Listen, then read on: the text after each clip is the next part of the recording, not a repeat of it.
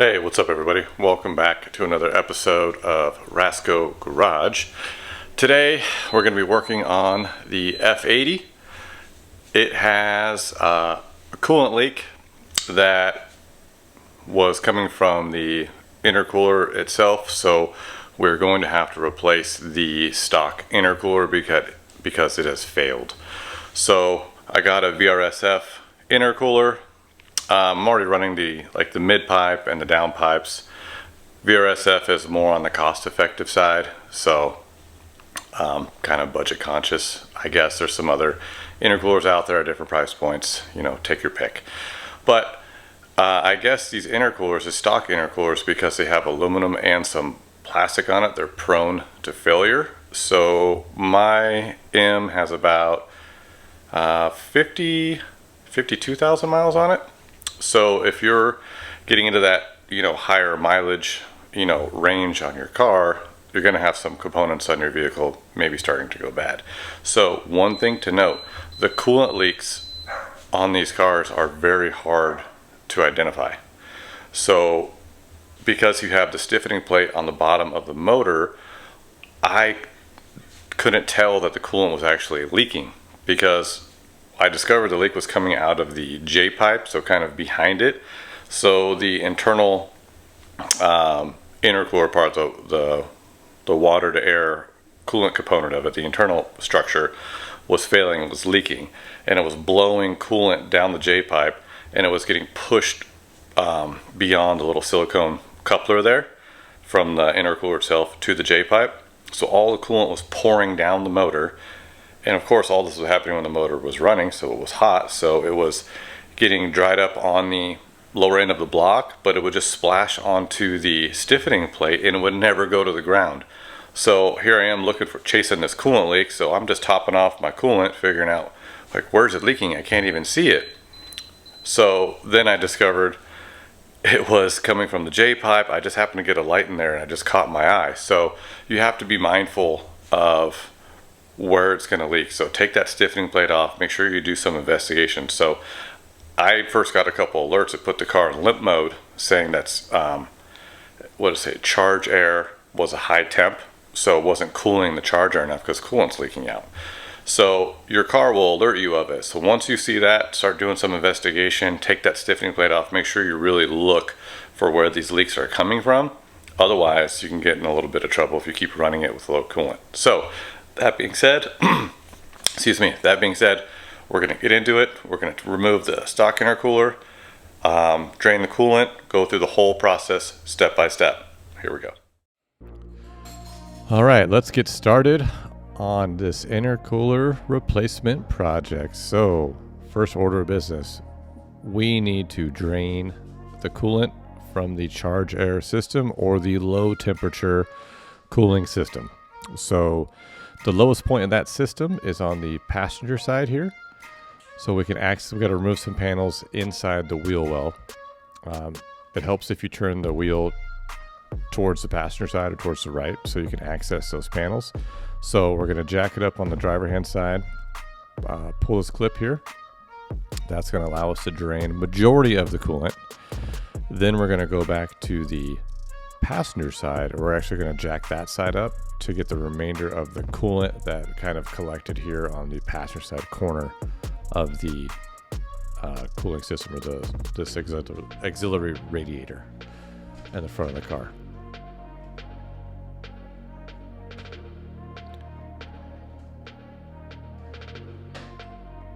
All right, so now that we got that radiator button back up, we need to do some removal here on the top side of the motor. So we have to remove these two panels that will expose the bolts so we can remove the carbon brace. We're going to pull that out of the way. Then I'm going to remove this filter because later I'm going to disconnect the high temp reservoir you can see in the middle of the screen here. And we're going to slide that over so we can access the Jpipe. So now we're going to pull off the charge pipes off of the intercooler. So I'm just pulling the couplings back, or the couplers back rather. Now we're going to remove all the charge lines off of the intercooler itself, all the coolant lines. Those just have little tabs that pop right off. There's also a sensor on the rear of the intercooler right above the J-pipe. So you got to make sure you just unplug that, and then I'm going to remove the J-pipe here.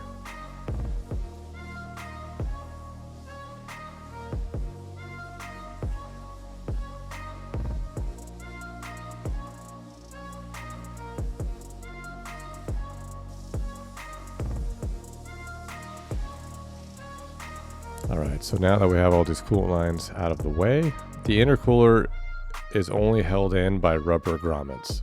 So once we have all these hoses out of the way, we can literally just pull the intercooler up and out. So you can see it kind of wiggling loose here. It's in there pretty tight, so you got to give it a little bit of a pull to get it off of there. There we go. Now we got it off. Okay, so we need to swap the mounting bracketry from the stock intercooler to the replacement intercooler. So like I said before, this is a VRSF unit. This is a budget-friendly replacement, if you will, in the aftermarket world. So we got to swap this bracket and everything over from stock to stock. So I just literally flipped them over, kept them in the same orientation, and just use the same hardware, same bracket, and just put everything in the same location.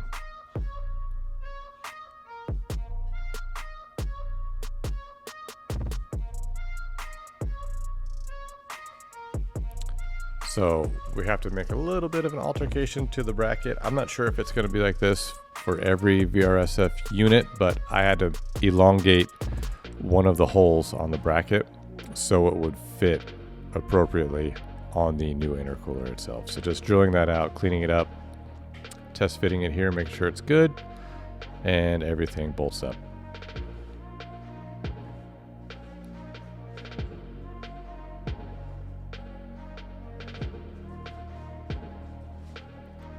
Okay, so now we got to pull the sensor over and swap that over to the new one. And that'll be the last component. We can get this thing fit up back in the car.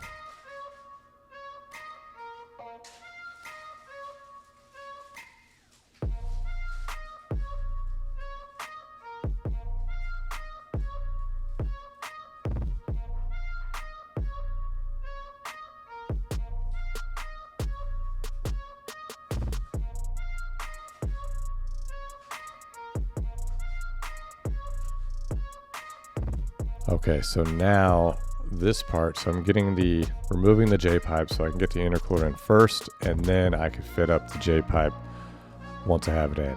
Not to mention I have to clean out that J-pipe because some of the coolant was splashing on it. So this step is really important to make sure that the coupler fits correctly onto this intercooler. So if I'm being honest, this VRSF unit wasn't identical to stock in terms of location where it meets up to the J-pipe. So you just have to be careful and make sure you get this coupler on snug, and then when you put on the clamp, make sure it's above the crease, or the bead rather, so that way it stays on there nice and snug. So got the J-pipe in there now. That's good. So pretty much from here on out, we're just going to go reverse order of what we did to get the intercooler out. So we're going to have to reconnect all the coolant lines here, making sure they're all snug. Get everything clamped back on, get the charge pipes back on.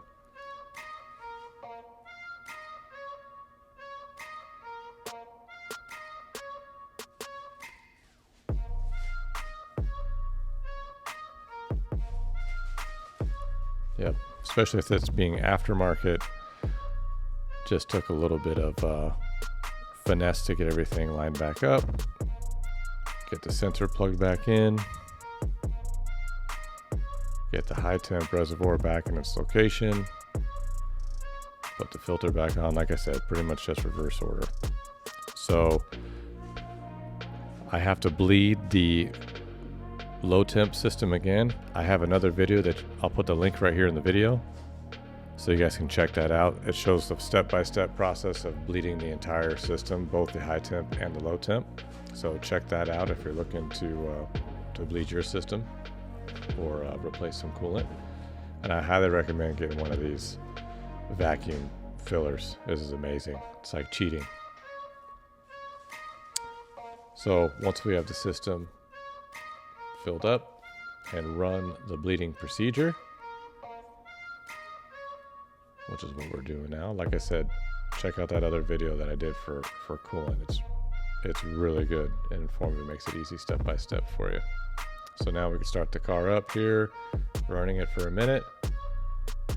Make sure there's no leaks. There's not, so I'm gonna reassemble the rest of my components here. And we are good to go for a little test drive.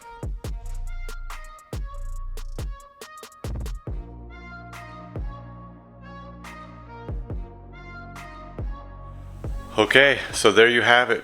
We got the stock intercooler pulled out, got that coolant mess cleaned up, got the new intercooler installed, refilled the system, bled the system.